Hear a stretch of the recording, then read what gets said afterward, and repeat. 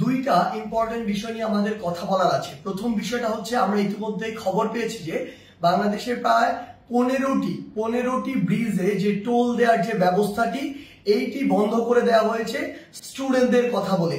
আমাদের জায়গা থেকে স্পষ্ট বার্তা, এটি রাষ্ট্রের একটি যে আয়, এই আয়ের একটি অংশ এই ব্রিজগুলোতে যে টোল দেওয়ার বিষয়টি। সো কেউ স্টুডেন্টদের কথা বলে হোক, বৈষম্য বিরোধী ছাত্র আন্দোলনের কথা বলে হোক, এই নামের অপব্যবহার করে কেউ বাংলাদেশের কোথাও ভুলে এই কাজ করবেন না। প্রত্যেকটি ব্রিজে টোল দিবে, এমনকি বৈষম্য বিরোধী ছাত্র আন্দোলনের ব্যানারে কোনো যদি ত্রাণের ট্রাকও বাংলাদেশের যে কোনো জায়গায় যায়, সেই ট্রাকও টোলের টাকাটি দিয়ে তারপরে যাবে। কারণ এই রাষ্ট্রকে যদি আমরা স্টেবল করতে চাই, আমার রাষ্ট্রের যে অর্থনৈতিক অবস্থা সেটিকে আগে স্টেবল করতে হবে। কিন্তু ক্ষমতার অপব্যবহার করার যে নোংরা সংস্কৃতি ছিল এত বছর ধরে, এখন আপনি যদি সামান্য কিছু একটি অস্থিতিশীল অবস্থা দেখে আবার সে ক্ষমতার অপব্যবহার করেন এবং আপনার কথা মতো কোনো একটি জায়গায় ব্রিজে টোল দেওয়া বন্ধ করে দেন কিংবা কোনো একটি স্টিকার দেখে বার হয়ে যান, এটিকে আমরা কোনোদিনও সমর্থন করি না। আমাদের জায়গা থেকে স্পষ্ট বার্তা, অবশ্যই প্রত্যেকটি ব্রিজে এই টোল যেটি সেটি টোল দিয়ে যেতে হবে। এবং আরেকটি হচ্ছে যেটি, যখন এই ব্রিজে কোনো একটি গাড়ি এভাবে ত্রাণের কথা বলে বা অন্য কোনো প্ল্যাটফর্মের কথা বলে টোল ছাড়া চলে যাচ্ছে, আরো অনেক গাড়ি আসলে টোল ছাড়া এইভাবে ওই গাড়ির সাথে চলে যাচ্ছে। এই যে অপসংস্কৃতিটি কিংবা ক্ষমতার অপব্যবহারের যে নোংরা বিষয়টি, এটি আমরা কখনোই সমর্থন করি না। রাষ্ট্রের যে আয়ের সেক্টর গুলো রয়েছে সেগুলো সুন্দরভাবে চলতে হবে রাষ্ট্রের সুন্দরভাবে চলার জন্য। আরেকটি গুরুত্বপূর্ণ বিষয় যেটি আমরা দেখতে পাচ্ছি, বিগত 16 বছরে আওয়ামী লীগ ফ্যাসিস্ট সরকার কি করেছে, তার ক্ষমতার অপব্যবহার করেছে। আওয়ামী লীগ বাদে অন্যান্য যত রাজনৈতিক দল ছিল, ওই রাজনৈতিক দলগুলোকে বিভিন্ন মিথ্যা মামলা দিয়েছে, হয়রানি করেছে, চাঁদাবাজি করেছে কিংবা তাদেরকে এলাকা ছাড়া করেছে, যেটিকে আমরা কখনোই সমর্থন করি না। বলেই আজকে 16 বছর পরে হলেও ছাত্র জনতার গণঅভ্যুত্থানের মধ্য দিয়ে আওয়ামী লীগের পতন হয়েছে, আওয়ামী লীগ দেশ ছাড়া হয়েছে। কিন্তু আজকে যদি এই গণঅভ্যুত্থানের পরেও আমরা দেখি অন্য কোনো একটি দল বা অন্য কোনো একটি দলের নেতা কর্মীরা ঠিক একই কাজটি করে, তাহলে আপনারা এই আওয়ামী লীগ থেকে কি শিক্ষা নিলেন?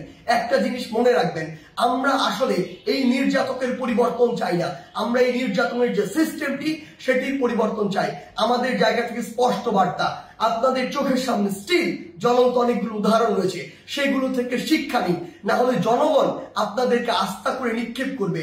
আমরা যেন এটি না দেখি যে কাউকে আবারও মিথ্যা মামলার ওই চক্রটিতে যেতে হচ্ছে, কাউকে আবারও কোনো দোষ ছাড়া বিনা দোষে ঘর বাড়ি ছাড়া করা হচ্ছে, ঘর বাড়ি ভেঙে দেওয়া হচ্ছে কিংবা তাদেরকে নির্যাতনের শিকার করা হচ্ছে, কিংবা আমরা শুনছি দেশের বিভিন্ন জায়গায় একটি চাঁদাবাজির নতুন চক্র গড়ে উঠছে। আমরা আপনাদেরকে স্পষ্ট করে বলতে চাই, আমরা আমাদের জায়গা থেকে বৈষম্য বিরোধী ছাত্র আন্দোলন এই সকল ক্ষমতার অপব্যবহারের বিপক্ষে, এবং আমরা এগুলোর বিপক্ষে সবসময় কথা বলে যাব।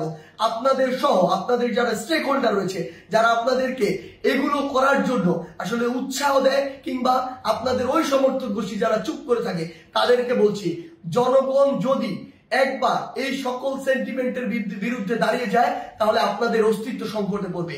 তাই জনগণের চাওয়াটার কথা চিন্তা করুন, সময়ের দাবির কথা চিন্তা করুন। যদি আপনার নাম ভাঙিয়ে কিংবা আপনার কেউ একজন রুট লেভেলে এই কাজগুলো করে, দিন শেষে ব্লেম কিন্তু আপনার উপরেই আসে।